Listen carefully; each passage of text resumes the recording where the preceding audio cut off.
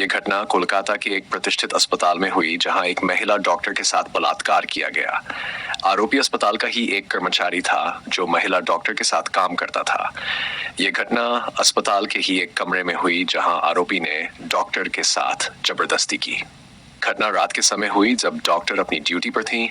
आरोपी ने डॉक्टर को अकेला पाकर मौका देखकर इस जघन्य अपराध को अंजाम दिया। घटना के तुरंत बाद डॉक्टर ने पुलिस में शिकायत दर्ज कराई और आरोपी को गिरफ्तार कर लिया गया।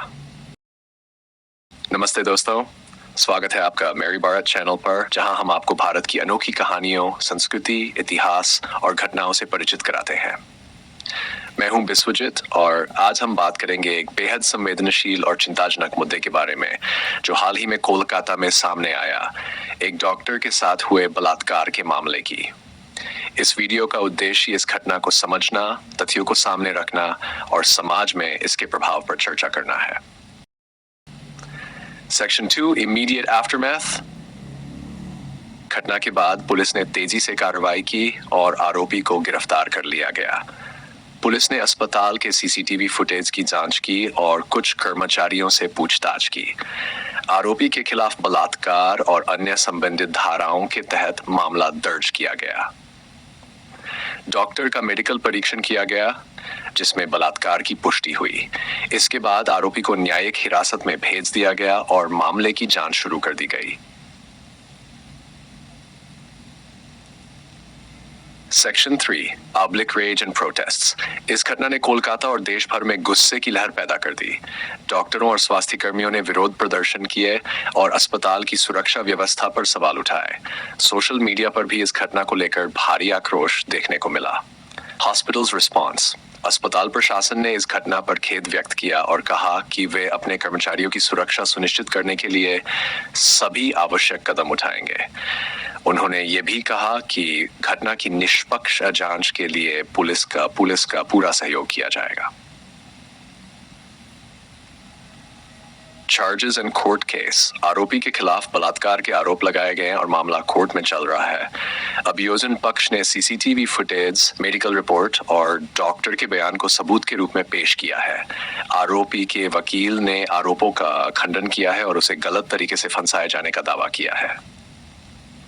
इस केस में जो कानूनी पहलू है उन पर चर्चा करते हुए ये देखा जा सकता है कि बलात्कार से गंभीर अपराध में सख्त कानून है, लेकिन न्यायिक प्रक्रिया में समय लगता है। इस केस में भी कानून के तहत आरोपी को सजा मिलने की उम्मीद है, लेकिन ये पूरी तरह से न्यायालय के फैसले पर निर्भर करेगा। Section 5 broader impact on society, impact on health care professionals. इस घटना ने स्वास्थ्य कर्मियों, खासकर महिला डॉक्टरों की सुरक्षा पर सवाल खड़े कर दिए हैं। इस केस के बाद अस्पतालों में सुरक्षा को लेकर जागरूकता बढ़ी है और प्रशासन को सुरक्षा उपायों को मजबूत करने की जरूरत महसूस हुई है। Women safety in the workplace. ये घटना हमें याद दिलाती है कि कार्यस्थलों पर महिलाओं की सुरक्षा कितनी महत्वपूर्ण है। हर जगह, चाहे वह अस्पताल हो, ऑफिस हो या फैक्ट्री, महिलाओं की सुरक्षा सुनिश्चित करना हमारी जिम्मेदारी है। Section 6 social and cultural context, cultural attitudes and gender violence. बलात्कार जैसे अपराध समाज की एक गहरी समस्या को दर्शाते हैं। ये घटना बताती है कि हमारे समाज में अभी महिलाओं के प्रति होने वाले अपराधों को लेकर कितनी संवेदनशीलता और जागरूकता की कमी है। इसके लिए हमें सामाजिक और सांस्कृतिक स्तर पर बदलाव लाने की जरूरत है। Role of media and public discourse. Media की भूमिका इस तरह के मामलों में बहुत महत्वपूर्ण है। मीडिया को जिम्मेदारी से काम करते हुए तथ्यों को सामने लाना चाहिए और समाज को जागरूक करना चाहिए। साथ ही हमें इस पर भी ध्यान देना चाहिए कि हम किसी मामले को सनसनीखेज बनाकर पीड़िता को और कष्ट न पहुंचाएं। Section 7 the road ahead, strengthening laws and policies. इस घटना के बाद यह स्पष्ट है कि कानून और नीतियों को और मजबूत करने की जरूरत है ताकि ऐसे अपराधों को रोका जा सके। हमें न केवल कठोर सजा सुनिश्चित करनी चाहिए, बल्कि ऐसी घटनाओं को रोकने के लिए प्रभावी कदम भी उठाने चाहिए। Supporting the victim. डॉक्टर जो इस घटना की शिकार हुई को न्याय मिले, ये सुनिश्चित करना हमारा कर्तव्य है। हमें उनके साथ खड़े होकर उनका समर्थन करना चाहिए ताकि वे इस कठिन समय से उबर सकें। दोस्तों, ये घटना हमें एक बार फिर ये सोचने पर मजबूर करती है कि हमारे समाज में महिलाओं की सुरक्षा को लेकर कितने गंभीर कदम उठाने की जरूरत है। हम सबको मिलकर इस दिशा में इस घने काम करना होगा ताकि ऐसी घटनाएं दोबारा ना हो।